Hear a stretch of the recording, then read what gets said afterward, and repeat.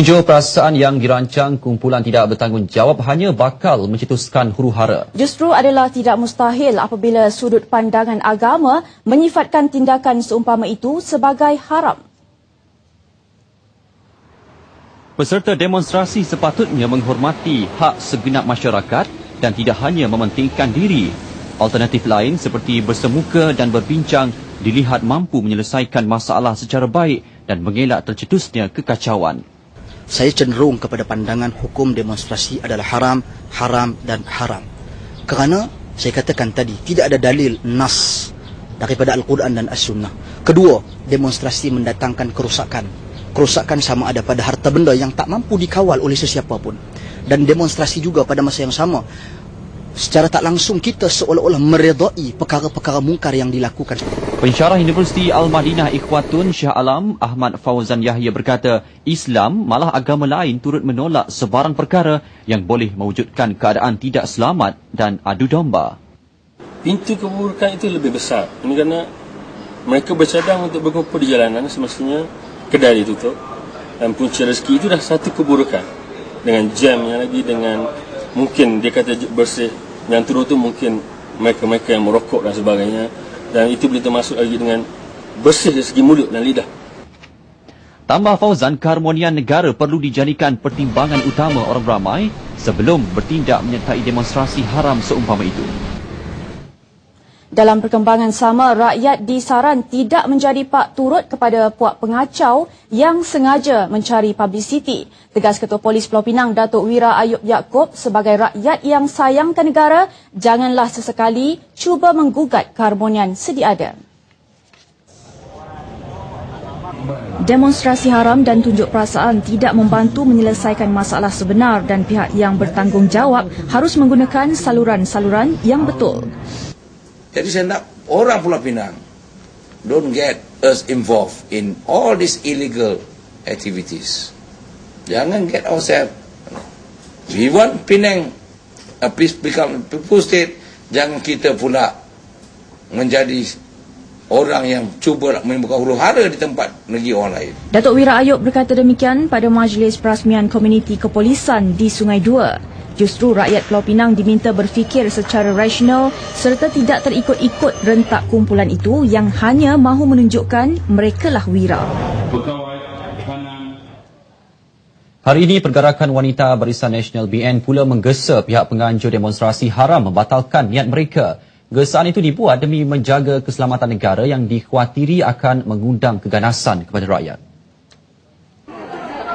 Ketua Wanita BN, Datuk Seri Syahrizad Abdul Jalil berkata, penganjur demonstrasi haram seharusnya mengambil pendekatan lebih berhemah dan rasional jika mahu menyuarakan pandangan mereka. Pelawaan Suruhanjaya Pilihan Raya SPR untuk berdialog mengenai isu yang ingin dikemukakan juga sepatutnya diterima agar tidak membahayakan keselamatan umum.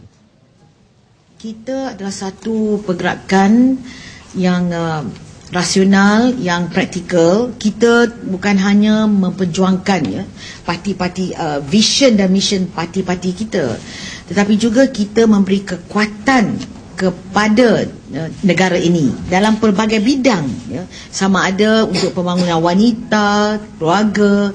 Yang paling mustahak adalah keselamatan negara. Datuk Seri Syahrizad mempengerusikan mesyuarat Exco Pergerakan Wanita UMNO di Ibu Negara. Segala keamanan dan keharmonian yang kita kecapi hari ini hasil pengorbanan generasi terdahulu yang bertungkus lumus menggembling tenaga dan buah fikiran. Malah perpaduan antara kaum dan agama yang dikecapi rakyat Malaysia terus menjadi contoh kepada negara lain. Tidak dinafikan pelbagai peluang diperolehi rakyat di negara ini tanpa mengira ideologi dan pegangan membolehkan mereka menjalankan aktiviti harian dengan selesa. Saya amat suka jadi orang Malaysia. Pasal penduduk sini semua boleh kawan-kawan. Tetapi saya punya customer sini bekam Cina, Melayu, India, Pakistan semua ada, semua yang sama saya. Kita pun kawan juga. Malaysia ada bagi peluang semua kaum-kaum lain pun, tapi saya tengok semua kaum pun ada maju dalam negeri ini. Negeri ini kita beranak sini, kita meniaga sini. kita banyak suka pasal semua barang kita boleh dapat sini. Lagi kau meniaga pun semua apa, government pun ada ingat sama bangsa-bangsa lain. Lagi kita sudah meniaga banyak lama. Kita suka ini negeri. Sebagai warga negara Malaysia, saya berpuas hati dengan negara ini dan saya amat gembira lah jadi seorang warga negara. Contohnya ini dijadikan sebagai Little India, kami amat berbangga lah sebagai peniaga di kawasan ini, dan kaum media diberi keutamaan untuk menikmati kemudahan kerajaan negeri dan persekutuan. Apa yang pasti, perpaduan yang telah lama wujud perlu dipertahan bagi menjamin keamanan dan keharmonian negara ini.